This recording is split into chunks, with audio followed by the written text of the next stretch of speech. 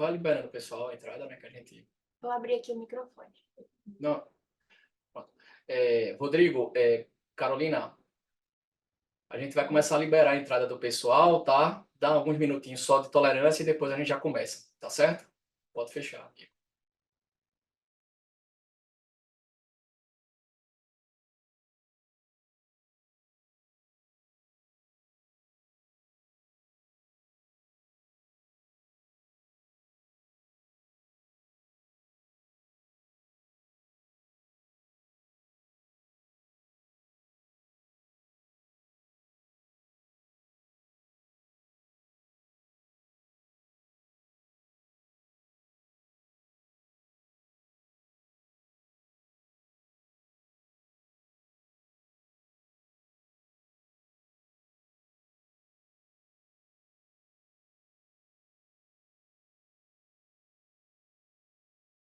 Boa noite, pessoal. Sejam todos muito bem-vindos ao primeiro FIEP Internacional 2024.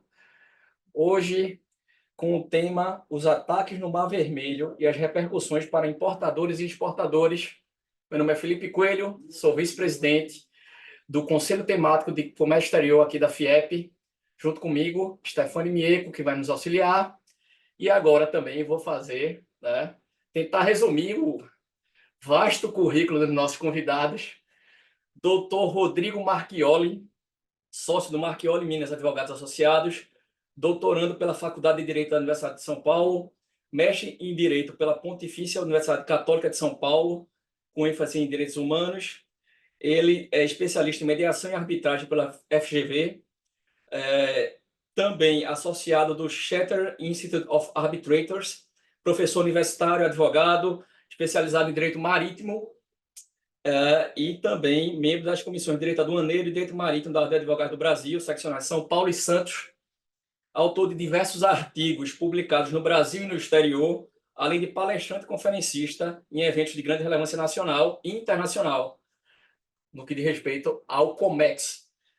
Doutora Carolina Marchiori é advogada especialista em negociação e relacionamento institucional nas áreas de comércio exterior e portuário do escritório Marchioli e Minas Advogados, sócia fundadora também do Hub Mulheres no Comex, membro das comissões de Direito Marítimo e Aduaneiro da OAB São Paulo, sócia fundadora do Centro Brasileiro de Arbitragem Marítima, CEBAM, e diretora estadual do Núcleo de Jovens Empreendedores, NJE, do CIESP, Centro das Indústrias do Estado de São Paulo. Estamos tratando aqui, pessoal, de um escritório que já tem 40 anos, certo, de expertise em direito aduaneiro, então dispensa comentários. Sem mais delongas, gostaria de passar a palavra, né, já dando aquele aviso inicial para vocês de como é que funciona a nossa dinâmica, né?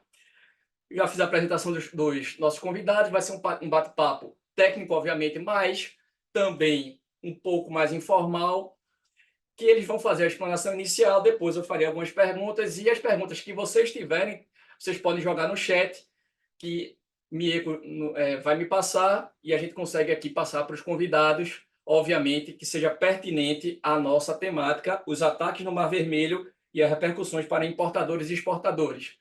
Gostaria de passar a palavra, então, à doutora Carolina Marchiori. Seja muito bem-vinda. Olá, boa noite a todos. É uma honra participar do primeiro encontro, né, relacionados ao comércio exterior aí de vocês. Eu fico muito honrada em poder falar sobre esse assunto, da gente poder debater a respeito dessas repercussões no comércio exterior e o comércio internacional. Eu estou com o Rodrigo, que é meu sócio, meu irmão. O nosso escritório é um escritório familiar, um escritório que está já na segunda geração de advogados, e eu e ele levamos adiante. E a gente até comentava aqui anteriormente nos bastidores que, embora com 40 anos de atividade, eu pessoalmente acompanhei 11, nos últimos 11 estou no escritório, o Rodrigo um pouco mais, e é uma responsabilidade também muito grande para a gente poder levar adiante, né, esse trabalho feito aí nesses últimos das últimas 4 décadas pelo escritório. Então, a gente fica à disposição, vamos fazer uma breve apresentação a respeito da realidade, desse olhar sobre o que está acontecendo na região. E, claro, eu acho que o mais importante é apresentar o nosso olhar sobre os impactos dessa realidade, desses ataques que estão acontecendo naquela região.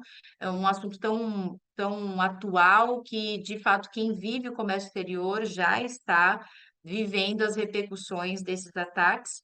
E como que a gente pode debater a respeito disso, buscar saídas, alertar, orientar, trazer o nosso olhar profissional para que possamos, de alguma maneira, contornar, né, essas dificuldades que estão sendo enfrentadas aí pelos embarcadores, pelos importadores e exportadores de carga que usam essa rota.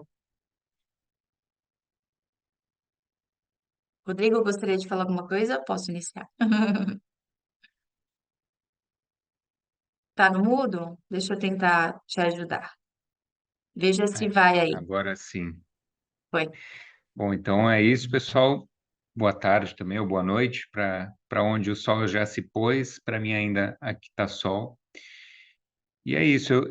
A gente preparou uma apresentação aqui e se puder compartilhar, e a gente já poder dar início. Não sei se Felipe, o você pessoal. quer que eu compartilhe daqui? Não tem problema, eu posso compartilhar daqui. Pode ser? Pode sim, Carolina. Você está como co-host, fica à vontade. Tá, Tá bom. Então vamos lá, eu vou compartilhar aqui, Rodrigo, só um minutinho, tá? tá bom.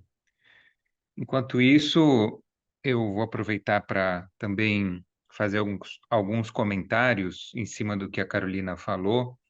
A ideia, e do que o Felipe também comentou, né? Assim, para a gente é um prazer poder falar desse assunto, falar de assuntos que dizem respeito aos importadores e exportadores. Essa é a nossa missão dentro do escritório.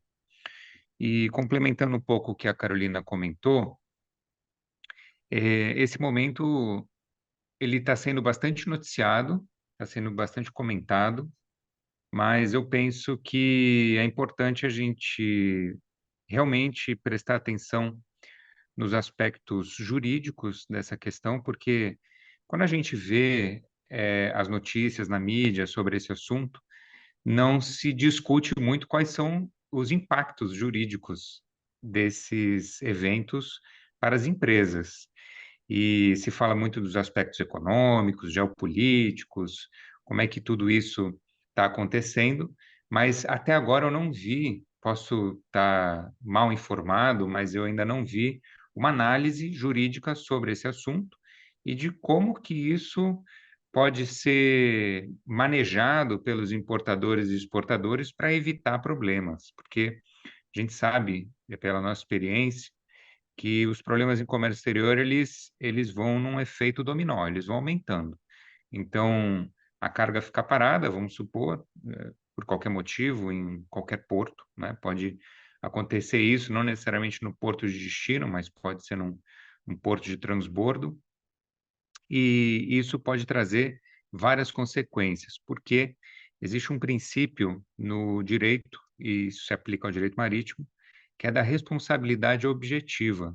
Então, isso é muito complexo, porque as empresas têm que estar preparadas para isso, para não se surpreenderem. Então, essas situações excepcionais, elas permitem alguns mecanismos, algumas saídas que os importadores e exportadores podem utilizar, e é esse o nosso propósito hoje, tentar apresentar um pouco sobre isso. Então, o tema é esse, né? Os ataques no Mar Vermelho. A gente vai fazer uma introduçãozinha. Como eu falei, eu vou falando aqui, Carolina, se você quiser me interromper, complementar, pode ficar à vontade. Mas, pelo que a gente tem notícia, em novembro de 2023, então, começaram ataques aos navios no Mar Vermelho. E o Mar Vermelho, para quem não, talvez não esteja tão habituado às rotas marítimas, parece que é uma via sem muita importância, mas, na verdade, tem uma importância gigante, porque a gente já vai ver que ali se corta um caminho muito grande dentro das rotas marítimas, né? Então, hoje, os navios estão dando uma volta pelo Cabo da Boa Esperança, ao invés de simplesmente seguir. Eu já ia chegar nesse ponto, né? Então, justamente aqui como está colocado nesse slide, o Mar Vermelho ele permite um corte na rota e economizar tempo, e, consequentemente, tempo é dinheiro. Mas eu queria voltar lá no primeiro slide, ou no primeiro slide da introdução, só para a gente contextualizar, para quem talvez não estiver muito a par desse assunto, e a gente ficar todo mundo na mesma página. Então, sabido, né, o conflito Israel-Palestina, faixa de Gaza, Hamas, Israel, como que a gente queira denominar esse conflito, ele vamos dizer assim, teve vários desdobramentos, e um dos desdobramentos é justamente esse ataque dos Houthis, né? Os Houthis, então, são considerados um grupo terrorista, e eles, desde novembro de 2023, eles têm aplicado aí, ou feito certos golpes no sentido de sequestrar os navios. Esse ato de sequestrar navio não é nenhuma novidade também, a gente tem isso desde que o mundo é mundo, né? A questão da pirataria, no sentido do direito marítimo, mas isso tem se tornado, tem virado uma prática sistemática.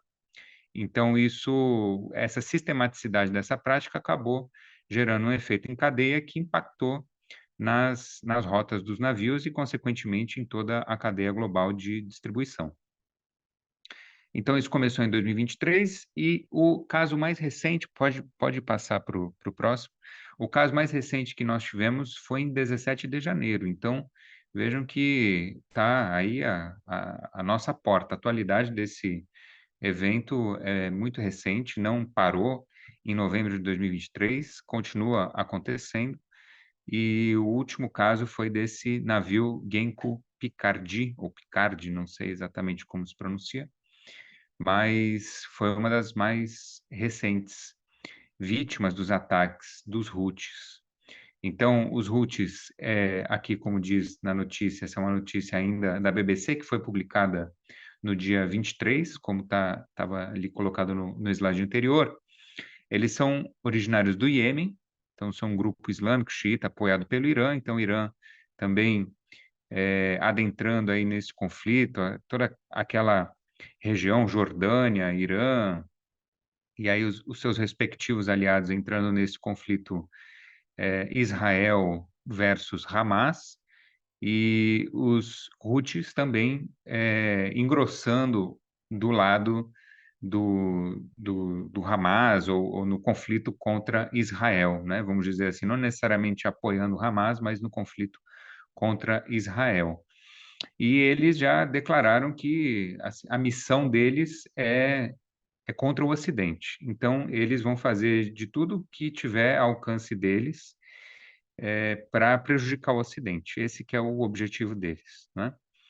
Então, esse contexto geopolítico, aí, como a Carolina já está colocando no próximo slide, ele está muito bem apresentado.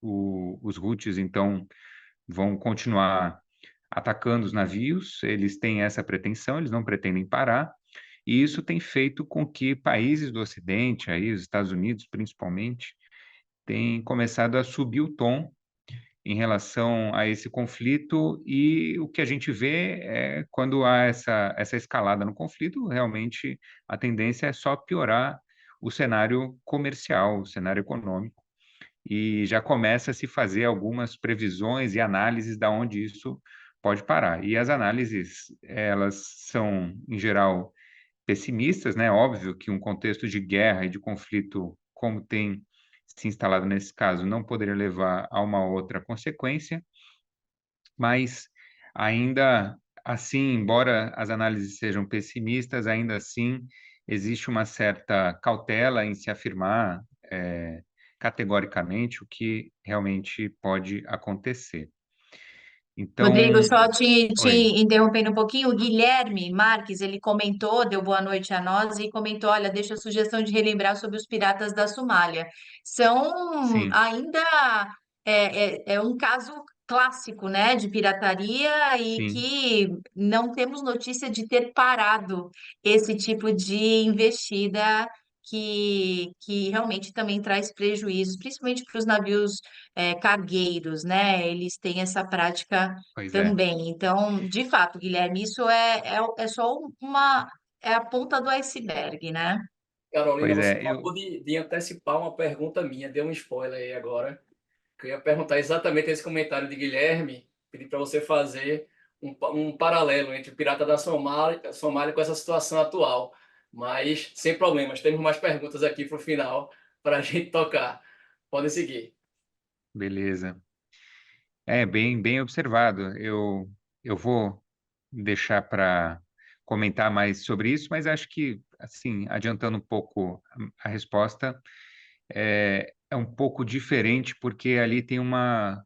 É claro que os piratas da Somália, eles têm uma questão ideológica também, mas os Houthis me parecem mais organizados nesse sentido. Eles estão mais organizados do ponto de vista ideológico do que esses piratas da Somália. Eu não sou um grande especialista nesse assunto, mas eu sei que tem filmes, tem mais. Eu não tenho certeza se o Capitão Phillips era sobre piratas da Somália, mas eu sei que tem um filme de um rapaz, agora eu não vou lembrar o nome, que foi para a Somália e foi fazer tipo um intercâmbio para a Somália e acabou se envolvendo com piratas, e ele retrata um pouco a vida desses piratas lá também. Então tem esses dois filmes, tem documentário também de um canal que chama Vice, que eles conversam também com líderes piratas da Somália. Enfim, esse evento aí dos piratas da Somália está bem documentado. E aí, Mas Rodrigo, sim, interromper, eu acho que tem também uma diferença, querendo ou não, é meio que ideológica, né? Porque o pirata da Somália, ele tem meio sim, uma função, ele tem meio que um objetivo comercial, talvez um pouco exato. ideológico. Já o xiita, na verdade, tem a parte religiosa, tem toda a parte de aversão ao Ocidente, então, assim, realmente é um paralelo diverso, né? E um Sim, patrocínio muito ostensivo, né? Os xiitas hoje eles estão muito bem patrocinados. Os somalianos eles não estão agindo com drone, eles vão na cara e na coragem, com uma roupa maltrapilha ainda, algum armamento, fazer essas investidas.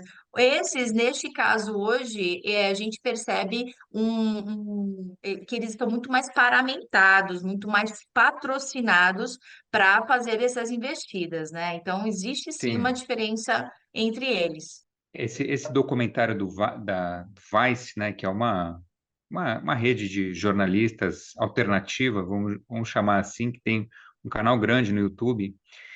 Nesse documentário, eles entrevistam um líder pirata da Somália e é exatamente isso que ele fala. Ele está ali para dar uma condição melhor para a família dele, poder financiar estudos dos filhos dele. Ele fala isso muito claramente. Então, não tem uma questão muito ideológica. Nesse outro filme que eu comentei, que é uma história real de um rapaz que vai até a Somália para conhecer mais o país, por uma questão de intercâmbio, ele acaba indo para lá. Já nesse filme já retrata um pouco mais essa questão ideológica. Ali o filme ele já mostra um pouco mais essa raiva que o somaliano tem do Ocidente, de toda a exploração que o ocidental ou o europeu barra americano ou estadunidense vai lá, joga o lixo lá, é, não ajuda no desenvolvimento do país. Então, tem essa questão ideológica por trás. Mas os Houthis, não, como você falou, né, Felipe, eles já têm uma base religiosa, já tem uma ideologia religiosa por trás, já tem uma outra mentalidade, as motivações já são bem diferentes, né? Então, tem outros aliados também, como a gente comentou, está sendo apoiado pelo Irã, e a gente sabe que o Irã tem um potencial bélico imenso, né? Eu já vi quadros comparativos do Irã e Israel, por exemplo. O Irã tem um potencial bélico muito maior que Israel em vários aspectos. Então, o Irã, assim, não é um inimigo muito fácil de se lidar. Então, realmente, assim, para esse conflito continuar, esses ataques continuarem também, não é muito difícil, né? Porque você fazer a defesa dos mares é uma coisa muito complexa também, envolve muitos custos. Então, realmente é bem diferente no caso que a gente está analisando. Mas vamos seguir, porque nosso tempo voa, né? Nem sei que horas são aqui. Já são 6h20. Fique tranquilo, mas excelente, excelente ponderações. Legal. Vamos lá, então, passar mais um slide aqui para a gente já entrar no contexto econômico. E aí já começa a entrar mais aqui num ponto que interessa aos nossos ouvintes. Então, como nós mostramos, né, o Mar Vermelho é uma rota muito importante para ligar o Oriente ao Ocidente, ligar leste asiático, a Europa e, claro, América do Sul, América do Norte, as Américas de um modo geral. E aqui alguns dados, né? Então, estima-se que 12% do comércio global passe pelo Mar Vermelho. É uma cifra bem representativa. Então, o valor corresponde a mais de US$ 1 trilhão. Então, realmente não é qualquer impacto, né? Qualquer percentualzinho que impacte já impacta muito a coisa.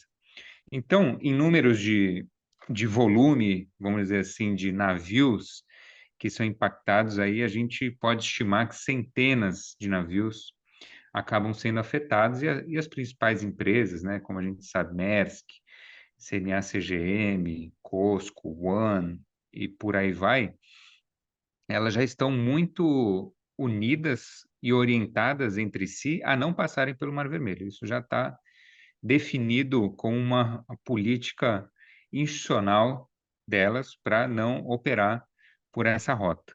Eu até estava Então, conversando, desculpa sim, interromper, Rodrigo, com o Cabo claro, claro. antes, né, sobre exatamente isso, né, que assim os impactos, né, mais reais que estão acontecendo, porque veja, na verdade trabalham com seguro de cargas, etc. Então assim é negócio, né? Então se você está numa região extremamente que dá um risco muito acima do normal e seu navio, sua embarcação tem a bandeira do Reino Unido, seja dos Estados Unidos ou mesmo de Israel, eles já estão negando realmente esse seguro. Então até que ponto, né? Isso vale a pena ou não, ou se é melhor fazer esse contorno maior, ou mesmo utilizar um frete aéreo, enfim, o que seja, né? Depender da carga. Sim, pois é. Então, é esse ponto que eu estou querendo chegar. Puder passar mais um, aí a gente já passa para análise de algumas pessoas. Então, é justamente isso, né? A gente tem esse cenário geopolítico, tem essa situação acontecendo, esse cenário geopolítico que demonstra que o conflito pode se estender ainda por muito tempo, o impacto econômico que não é pequeno, isso começa a desdobrar no efeito em cadeia para vários aspectos, não só seguro, mas os custos de um modo geral, porque existe uma relação de risco e custo, ou risco e seguro, risco e custo da operação de um modo geral, né? E aí está seguro, frete e uma série de outras coisas sobre a estadia, enfim, condições contratuais, isso tudo vai se desdobrando. Então, alguns analistas têm tentado ponderar no seguinte sentido: olha, não, a situação é muito complexa, já tem. Acho que se puder, passa mais um slide só para mim, por favor, que tem a análise do Judah Levin, né, que é uma pessoa que faz pesquisa aí em comércio exterior, já mostra A que Freightos, desculpa, é, Rodrigo, te atrapalhar. A Freightos, ela faz estudos a respeito do frete no mundo. Ela é americana e ela está ligada à Freightwaves, que é uma base de informação internacional a respeito da navegação no mundo, especialmente nos Estados Unidos. Então, é uma base de informação bem segura, tá? sim, Fale. é, não, e uma outra base também que eu até gostaria de trazer, mas acho que ia ficar muito extenso, é Review of Maritime Transport, que também é feito pela UNCITRAL, um órgão da ONU, que anualmente eles emitem esse review e mostra a questão dos fretes, enfim, uma série de informações. Mas a gente já tem visto, então, aqui, por exemplo, um impacto no preço do frete. Então, aí, uma volatilidade de 5.000 a 8.000 dólares para as principais rotas comerciais com origem na Ásia, então já mostra para quem já está habituado a lidar com o comércio exterior, já sabe que esse valor já está fora da realidade, né? Verdade. Então, aqui o próprio Judah já comenta, né, que já representa de 2,5 vezes a 4 vezes mais o valor normal. Então, a comparação que se faz, que é inevitável da gente fazer, estamos chegando em níveis pandêmicos na época da pandemia, porque isso é muito relevante, porque a pandemia ela gerou um precedente no sentido de flexibilização de certos deveres e certos direitos, e isso é muito importante para a gente poder traçar algumas estratégias em favor dos importadores e exportadores. Porque se a gente chegar ao ponto de poder afirmar, olha, estamos chegando em uma situação que remete ao que aconteceu na pandemia, a gente já começa a abrir um precedente. Eu não vou nem dizer de uma brecha, mas assim, realmente uma oportunidade para que possa ser levantados alguns argumentos. Mas voltando um slide aí, só para mostrar que estamos nesse caminho de impacto tão grande como teve na pandemia, mas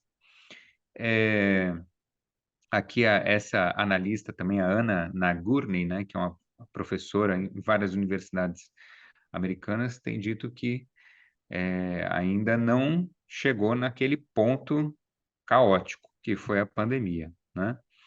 Então, por um lado, já existe uma tendência, se a gente for fazer um exame de futuro, tentar estabelecer uma probabilidade do que vai acontecer no futuro, tudo indica que cada vez mais nos aproximar de uma situação tal qual ocorreu na pandemia, mas atualmente, hoje, não chegou nisso ainda. Então, pode passar esse Para e o você ver, né, próximo Rodrigo, também? só um comentário rápido, Sim, como essa região tem um impacto no comércio exterior, né, no caso assim, porque veja, você está tratando aqui simplesmente do maior evento das últimas décadas, simplesmente porque o Mar Vermelho está com esse conflito. Então a gente está usando como parâmetro uma pandemia com esse conflito no Mar Vermelho, pois né, é. para você ver como é importante para o comércio exterior, né? Pois é. Então, novamente, foi muito feliz aí a escolha do tema por parte do FIEP, porque realmente isso precisa ser discutido. Eu não tenho visto isso sendo discutido assim com a profundidade que é necessária. Então, realmente, é super importante a gente tá fazendo esse debate aqui. Então, ainda não chegamos no nível de pandemia, estamos próximos. Como o Judah comentou, a gente está numa faixa assim de 45 a 75% do impacto que foi gerado na pandemia. Então, não chegamos lá, mas estamos muito próximos, o que, aí já adiantando um pouco a minha visão sobre o assunto, já nos permite argumentar algumas coisas com os transportadores, que são os primeiros afetados, mas que vão passar esses problemas para os importadores e exportadores e, consequentemente, no final das contas, os consumidores, né? Mas quem está no meio do caminho são os importadores e exportadores que vão sofrer esse segundo impacto, vamos dizer assim. Quem sofre primeiro são os armadores, mas isso imediatamente é repassado para os importadores e exportadores. Aqui, essa última análise, ele comenta que é possível, vamos dizer assim, minimizar esses efeitos, né? Então, como aqui ele coloca, né, os altos custos de transporte certamente não são uma barreira para os fabricantes. Relatos indicam que eles atualmente preferem transportar seus produtos e componentes por via aérea para evitar o risco de atrasos nas suas linhas de fornecimento. Então, Em alguns casos, em alguns casos não, a gente percebeu isso muito fortemente na pandemia, em outras situações também que o frete subiu, a gente percebe esse movimento de readequação da logística por meio da exportação ou importação aérea, mas sem dúvida que, dependendo do tipo de carga que você importa ou exporta, é inviável você fazer isso Impacta demais o por frete. avião, Tem né? como você. Não, até pelo próprio modal, né? Se você trabalha com commodity, por exemplo, Isso. você vai fazer o quê, né? Não tem para onde ir. Então é isso. Vamos passar então para o próximo. A gente tem aqui alguns pontos. Aí eu queria deixar para Carolina comentar, e aí a gente já pode ir trocando ao longo desses pontos aqui que vão ser falados. Pois é, então e aí a gente começa a pensar no que nós podemos fazer, e digo nós, enquanto dono da carga, né, enquanto responsável pela exportação e importação dessas cargas que utilizam essa rota e que muitas vezes precisam alterar a rota para atingir seus destinos finais. E aí a gente começa a pensar sobre, por exemplo, a data estimada de chegada, que é o ETA. Então, é importante, e eu acho isso fundamental, a gente sempre busca essa abertura de diálogo, dando suporte para os nossos clientes com os armadores.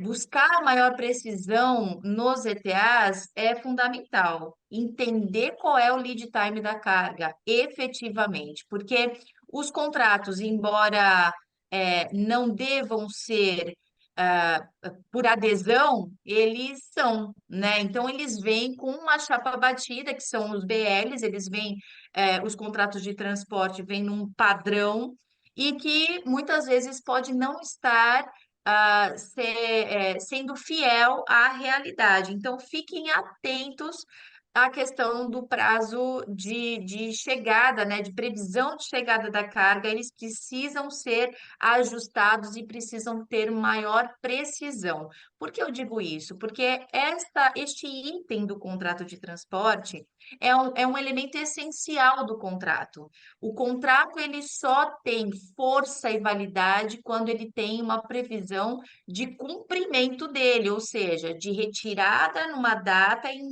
entrega em outra data.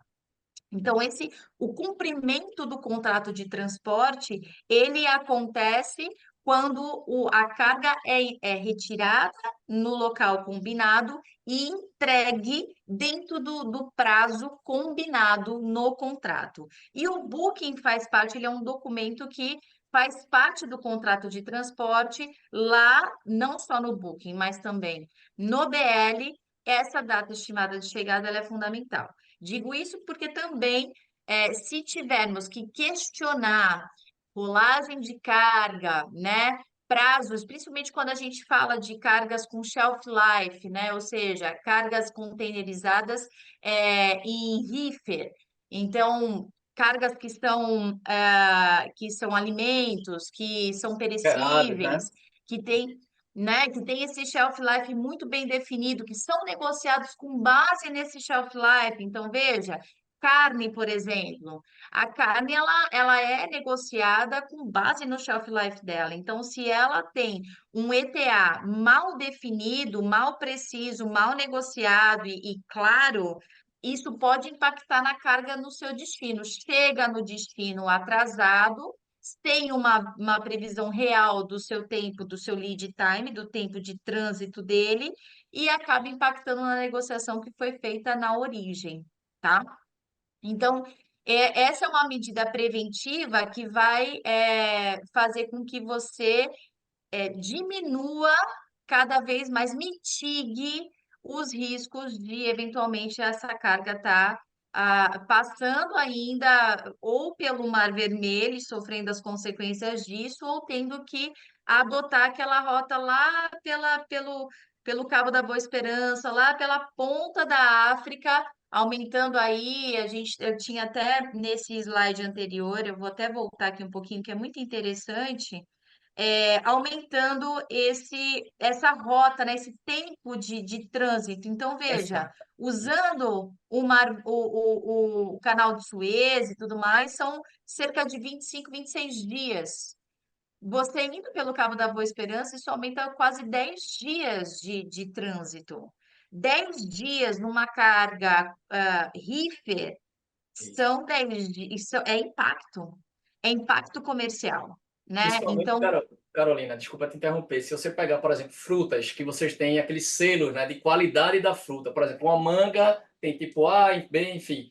Se ela demora mais, ela acaba perdendo a qualidade. Então, assim, o preço final do produto impacta durante o transit time da carga. É impressionante como isso pode realmente impactar.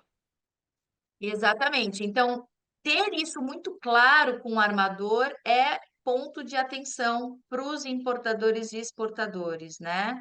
É ter uma relação clara e transparente no transporte da carga. Podem o Rodrigo fica de olho aí no chat, se tiver perguntas, a gente vai conversando, tá bom?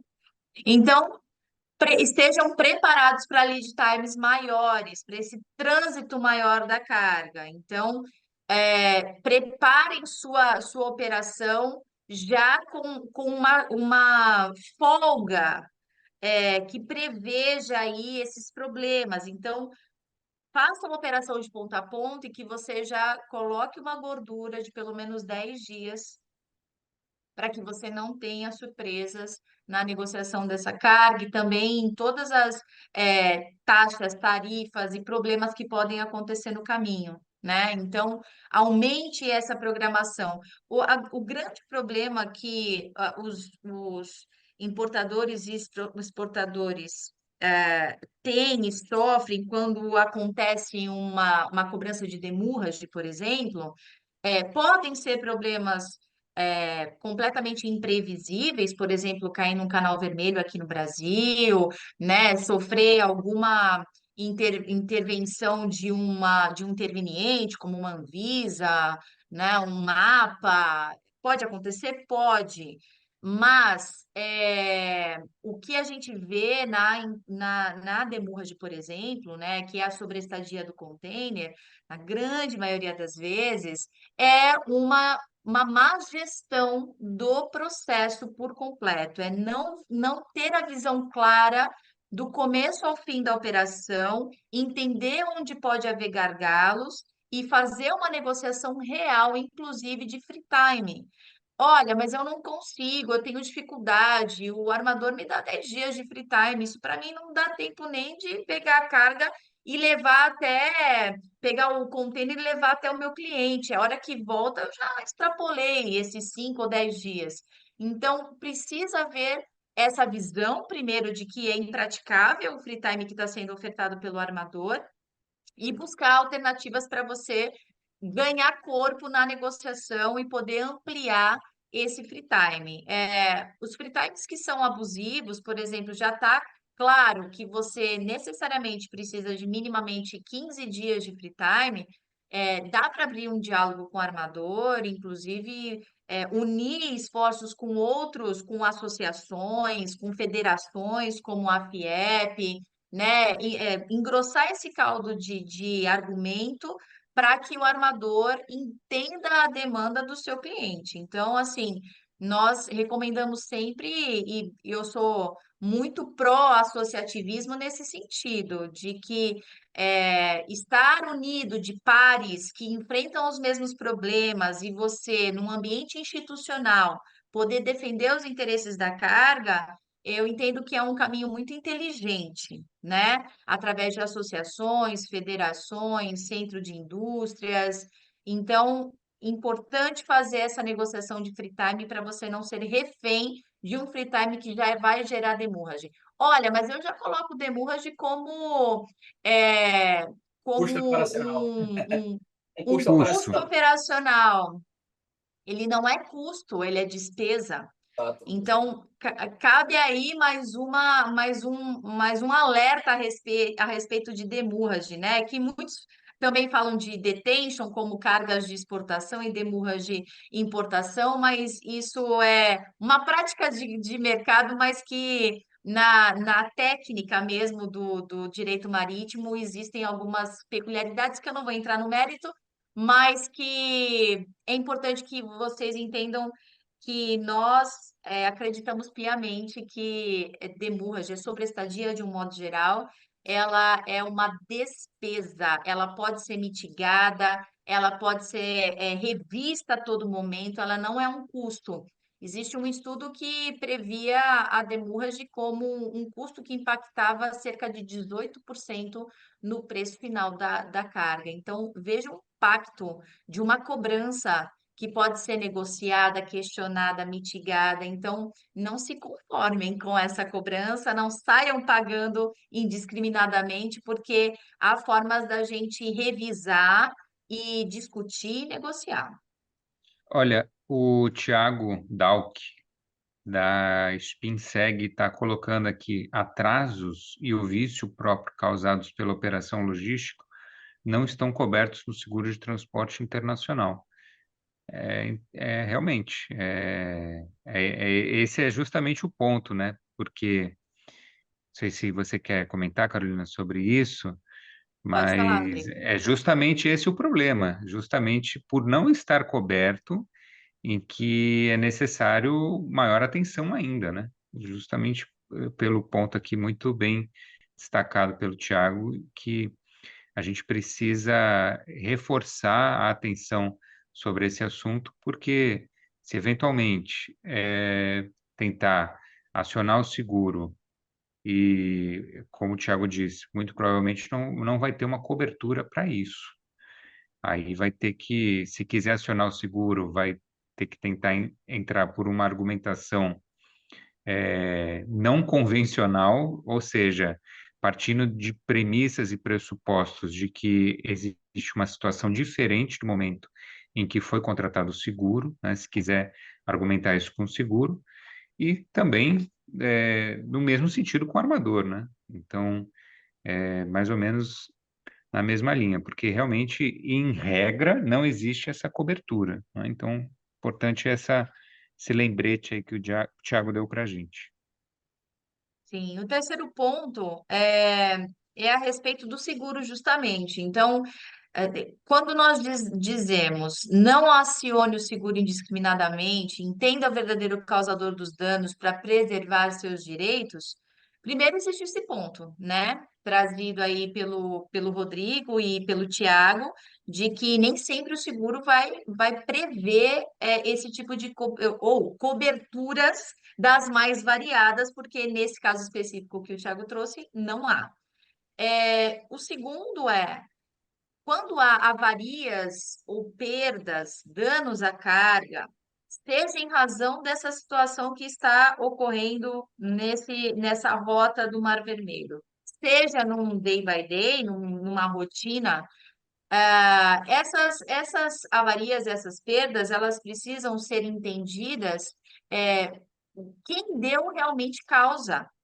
Porque o que acontece no dia a dia é um acionamento do seguro ou entender que o seguro cobre, por exemplo, perdas e avarias e acionar sem entender quem deu causa. Muitas vezes você está acionando o seu seguro não tendo que comprometer o seu seguro, a sua franquia, por causa de um dano que você não deu causa, que pode ser feito uma perícia, ser feito uma vistoria, um levantamento mais apurado, possa ser discutido de maneira conjunta com os envolvidos naquela avaria, naquela perda, e que você deve ser, inclusive, ressarcido pelos envolvidos, eventualmente. Então, cada caso merece um suporte, um olhar técnico, especialista, para que possa lhe orientar e dizer: olha, esse caso aqui, de fato, existe algo que você vai partilhar de responsabilidade. Olha, esse aqui, não, esse aqui merece uma vistoria conjunta, merece chamar todos os envolvidos e você tem que ser ressarcido disso, e não você tem que acionar seguro e acabar queimando essa ficha junto ao seguro, sendo que você poderia buscar outros caminhos para resolver a questão. E o quarto ponto é dialogue com o armador em caso de cobranças anormais. Cobranças de frete, sobreestadia, taxas, pode ser o caso de argumentar o caso fortuito. O que eu quero dizer com isso? Cada caso é um caso, né? Neste caso de guerra, de ataques terroristas, o navio, o armador, o transportador marítimo, ele está sujeito a casos fortuitos. Ele está sujeito a situações inesperadas. Já foi o tempo em que tormenta, né, um vento forte, um mar bravo, poderia ser excludente de responsabilidade do armador. Ele já tem muita tecnologia embarcada para poder prever esse tipo de caso fortuito. Então, há como discutirmos essa questão com eles. No caso de guerra, no caso de ataques, eles já estão de sobreaviso. Os primeiros casos que aconteceram, que eles foram pegos de surpresa, certamente o caso fortuito vai dar mais guarida a eles. Mas agora que já foi consolidada já foram consolidadas essas investidas contra os navios naquela região, desde novembro isso já está acontecendo, não há mais tanto espaço para isso. Há que se abrir o diálogo, conversar com o armador e falar, olha, como é que está sendo tratado esse assunto, eu não quero estar submetido a isso, eu quero ter uma relação clara e transparente, preciso de informações a respeito. Não simplesmente também, olha, eles mandaram um comunicado geral ao mercado dizendo isso ou aquilo. Não, vai, conversa, tenta buscar caminhos de abrir esse diálogo com o armador, que é muito válido. Inclusive, digo isso com relação ao seguro. O seguro que lhe atende, ligue para o seguro, converse a respeito, entenda como eles estão encarando essa realidade, se você está sujeito a essa insegurança da sua carga nessa região, vale a pena você também tomar pé da situação junto à seguradora e entender como eles têm lidado com essa situação dentro do seguro. Aí Bom, pessoal, tem mais um slide? tem mais um slide que é só para agradecer realmente Fica à vontade, fica à vontade. Sim, quem Tá, quiser entrar em contato aí, contato com a pessoal. gente. Pode deixar nesse slide aí, Mieko. Agora que a gente vai para a parte final, né? Essa fase final aqui do nosso bate-papo, né? Muito proveitoso. Primeiramente, parabéns, né, pelo conteúdo, foi muito enriquecedor, doutora Carolina, doutor Rodrigo. Farei algumas perguntas e também depois a gente vai abrir para o chat, né? Já começamos a bater um bate-papo aqui, bem interessante aqui com o chat já. Minha primeira pergunta, né? Assim, vocês já responderam várias durante a apresentação, que mostra que foi bastante rica. Mas com relação a uma coisa que me chamou a atenção, com relação à questão do acionamento do seguro de forma indiscriminada, doutora Carolina, que a senhora falou, quais impactos pode causar de forma negativa para a empresa? Eu pergunto porque, assim, além da franquia que vai ser paga, etc., existe alguma coisa para fins de, por utilizar de forma indiscriminada, de cair em algum rating das seguradoras, alguma coisa nesse sentido, ou não? Não, a questão não é essa. A questão é você estar aumentando a incidência de acionamentos junto ao seguro e podendo tá também diminuindo a sua pontuação junto a eles, né? À medida que você aciona, essa pontuação vai sendo alterada, né? Quanto mais você utiliza o seguro, você acaba sendo mais solicitante aquele serviço, e vocês têm, né? Existe uma pontuação dentro do seguro nesse sentido.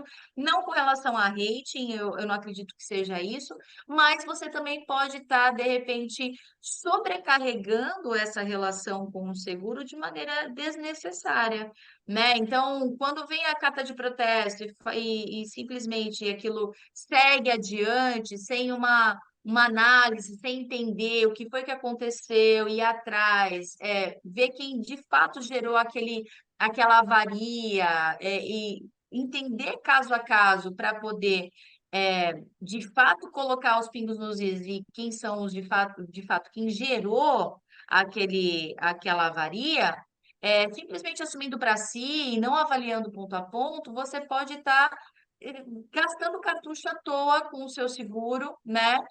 Diminuindo a sua pontuação junto a eles, diminuindo a sua possibilidade de negociação, inclusive no futuro, Carecendo a operação né? De também. poder. Exatamente. Então é nesse sentido que eu falo, mas não de rating, não. Esse sentido aí que você fala me faz lembrar a relação comercial com os transportadores, né? Quando você Exato, começa a exato. gerar dívidas, né? Às vezes começa a ter faturas em aberto, dívidas que acabam não sendo sanadas, e aí você entra naquele blacklist deles, eles começam a negar, fechar outros fretes, outras operações. Isso é uma discricionariedade do armador, mas há também abusos nessa prática, que também precisa ser olhado ponto a ponto, né? Eles podem negar embarcar novas cargas, mas também não podem negar fazer bloqueio de BL de operações de cargas já em curso, por conta de outras operações, de outras dívidas. Eles misturam alho com bugalho, como a gente brinca, né?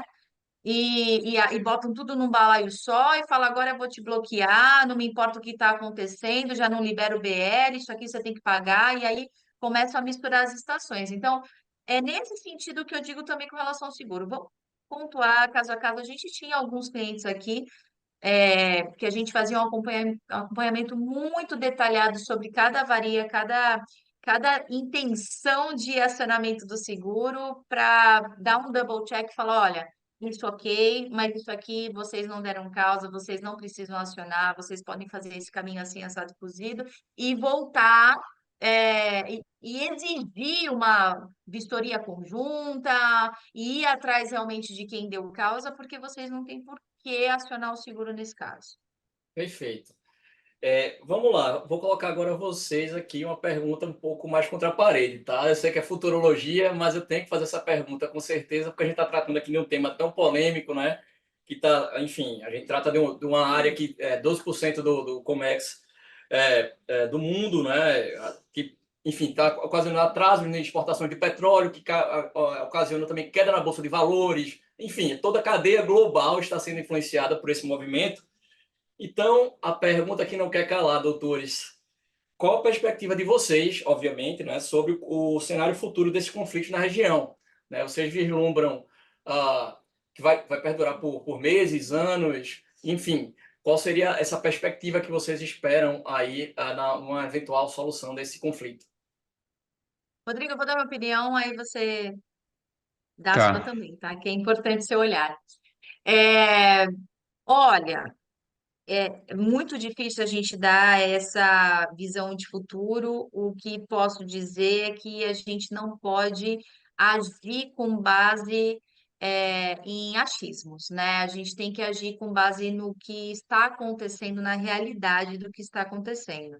E a realidade estamos com um frete que tem aumentado, obviamente, pelo aumento da rota, né, pelo aumento desse trânsito da carga, um frete que muitas vezes não pode nem ser substituído por um frete aéreo, porque a carga exige o transporte marítimo. Então, sim, eu entendo que haverá impactos, ainda haverá impactos no valor final dessa carga, nos custos dessa operação. Não vislumbro solução disso a curto prazo, não vislumbro que essas disputas e esses ataques diminuam a curto prazo, e eu digo dentro de alguns meses. Isso é uma questão também que tem uma repercussão internacional, que tem muito patrocínio, muito interesse de grandes potências internacionais na manutenção desse conflito, embora Estados Unidos, Israel, e Europa, alguns países da Europa têm feito, se não me engano, França, têm feito algumas investidas de retaliação, até porque estão defendendo o seu comércio internacional.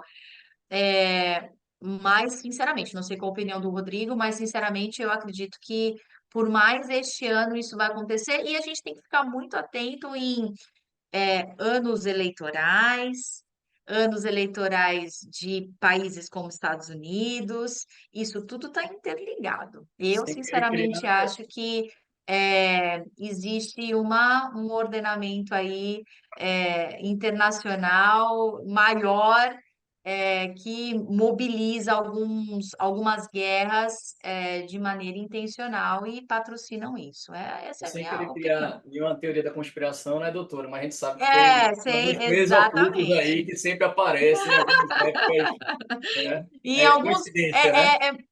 não é muita coincidência a começar a aparecer algumas situações internacionais que impactam, por exemplo, o comércio internacional e, de repente, vem aí um período eleitoral em breve, né? Não sei, eu acho isso estranho. Concordo. Bom, Rodrigo. eu penso o seguinte, eu acho que a gente poderia dividir essa análise em duas partes. A primeira parte é o que vai acontecer diante do que já aconteceu. Então, a gente já tem uma situação que já é consolidada, né? Esses ataques já estão causando um impacto. Aí a pergunta que fica é: até quando esse impacto vai gerar repercussões para o comércio e para as empresas aqui no Brasil que estão inseridas nesse setor? Essa é a primeira pergunta. Então, vamos dizer assim, o terremoto já aconteceu, a gente precisa ver agora qual que é o tamanho dessa onda, se é uma marolinha ou se é um tsunami, para a gente saber a extensão do dano, porque o dano já está causado, o dano já foi feito, a gente precisa agora medir a extensão do dano. Eu acho que para esse primeiro, os impactos que já foram causados, o conflito todo que já foi estabelecido, eu não acho que isso se resolva em menos de 6 meses. Eu acho que esse impacto ainda vai se prolongar por vários meses do que já aconteceu. Vamos supor que tudo parasse agora, não tivesse mais conflito nenhum, não acontecesse mais nada. O que já aconteceu, na minha opinião, continuaria impactando aí por alguns meses ainda, na minha opinião, porque essas coisas elas não se restabelecem assim de uma maneira muito rápida. Você não realinha a logística de centenas de navios de centenas de toneladas assim do dia para a noite, né? Então, se você começa a operar por uma rota que é totalmente diferente da que você vinha trabalhando, você não consegue reverter essa situação assim do dia para a noite. Então, eu acho que com o estrago que já foi causado, pelo menos alguns meses aí até que a coisa se normalize. Mas, agora, fazendo um exame de uma futurologia um pouco maior, né? Uma previsão um pouquinho mais longe, prevendo que esse conflito se estenda ainda por mais tempo, o que é bastante provável, assim, como eu comentei no contexto geopolítico, os Estados Unidos estão querendo entrar mais fortemente nesse conflito, Reino Unido também, então certamente os Houthis não vão ficar desamparados por esses que são rivais desses países que representam o Ocidente. Então, se a coisa continuar do jeito que está caminhando, e provavelmente vai continuar caminhando, eu imagino que isso deva se estender ainda por esse primeiro semestre, ou até por é, por uma parte do segundo semestre também, ou até por esse ano. Eu lembro que as previsões para a pandemia eram muito inocentes, né? A gente era Verdade, muito é verdade. inocente quando foi prever a pandemia. Não, isso aqui em 3 meses acaba. Aí depois já passou para 6 meses. Depois já pulou para 2 anos. E assim a gente foi, né? Então a gente fica assim, a gente tem que ser otimista, né? Pensar que tudo vai melhorar, que tudo vai ficar bem, mas a realidade é que esse conflito ele é muito complexo, estourou uma bolha que estava represada há muito tempo, né? Como eu falei, não é um problema dos Houthis com os navios, não é uma questão de sobrevivência, que nem são os piratas da Somália, que eles querem dar uma condição melhor para os seus filhos. Não, não é nada disso. É uma decorrência do conflito Israel-Hamas e que envolve o planeta inteiro, basicamente, né? E uma disputa Então, milenar, se você for ver, sim. ali aquela região ela é alvo de disputa por milhares de anos. Isso é só uma repetição da história numa outra roupagem, né? Então, de fato, não dá para a gente ser muito otimista nessa situação. E a questão é como a gente vai mitigar Ó, isso. não, eu vou dar Diga. um exemplo. Eu vou dar um exemplo. A guerra da Ucrânia, por exemplo. Quem imaginava que a gente chegaria nesse ponto da guerra da Ucrânia? E estamos Verdade. ainda vivenciando a guerra da Ucrânia e os seus impactos. Então, essas coisas elas vão se somando, né? Guerra da Ucrânia, Falavam em uma semana, alteração né, Rodrigo? climática. Falavam que Oi? ia acabar falaram que ia acabar em uma semana a guerra da Ucrânia, né? É, Pois pois é. é. E estamos aí há mais de 2 anos, né? Verdade. E quando Então, irrompeu a guerra da Ucrânia, como bem apontado pelo Rodrigo, quando irrompeu essa guerra, eu me lembro que foi um impacto muito grande, inclusive nas exportações de grãos, né? A Ucrânia ela também tem uma participação grande e se abriu o olhar sobre o mercado, quando a gente foi ver a participação da Ucrânia na exportação, se eu não me engano, Rodrigo, era de fertilizantes, fertilizantes, sim. O que mais impactou o né, Brasil foram os fertilizantes. Fertilizantes, foi foram isso os mesmo. fertilizantes. Assim, foi uma loucura o impacto que aconteceu, inclusive no mercado nacional aqui Brasil, pela falta, né, desses insumos que eram importados basicamente da Ucrânia. E assim, o mercado contornou, foi um alerta do tipo, olha, não podemos ficar tão dependentes daquela região para esses insumos. Houve um reestudo, inclusive, de outros mercados potenciais, de desenvolvimento de outros mercados. Então, assim, eu acredito que nesse conflito envolvendo o Mar Vermelho, certamente não é uma situação de pandemia em que está todo mundo dentro de casa, parado, amarrado, então está todo mundo ativo e trabalhando. Isso já é um ganho muito grande da gente ter liberdade de trabalhar e fazer contatos e resolver os problemas do dia a dia. E eu acho que naturalmente o mercado vai conseguir se ajustar, não sei em quanto tempo, mas vai buscar maneiras de resolver o que foi, né? Entender se de fato isso é um tsunami, e se for uma hora ele vai ter que também ter uma baixa e fazer a contagem aí dos prejuízos que foram gerados e buscar alternativas, né? Buscar caminhos em que possam aí reduzir os problemas nessa ampliação aí de quase 10 dias de trânsito, né, da carga. Perfeitamente, doutora. Ou caminhos ou rotas, né? Ou novas rotas, né? Ou novas rotas. É isso. Exatamente, ou novas rotas. É um convite a uma nova realidade para colocar todo mundo para pensar em novas alternativas, novas rotas que possam atender melhor o cliente, porque no final das contas, o transportador marítimo depende da carga para transitar pelo mundo. Se ele não tiver carga, se ele não tiver um importador-exportador demandando, ele também está fadado a sofrer prejuízos, né? Então, é uma via de mão dupla que todo mundo tem que estar imbuído nesse objetivo de mitigar os prejuízos a todos envolvidos no comércio internacional, né? Doutores, conforme combinado, atrasei só um pouquinho, tá? Não atrasei muito, não. Eu vou finalizar aqui o nosso FIEP Internacional agradecendo demais e parabenizando pelo conhecimento de ambos, né? Tanto a doutora Carolina como o doutor Rodrigo. O contato de ambos está na tela, para quem quiser anotar, entrar em contato. E é isso, pessoal. Esse foi o primeiro FIEP Internacional de 2024. Encontro vocês na próxima. Uma boa noite, forte abraço. Boa noite, obrigada. Até mais. Valeu, gente. Obrigado.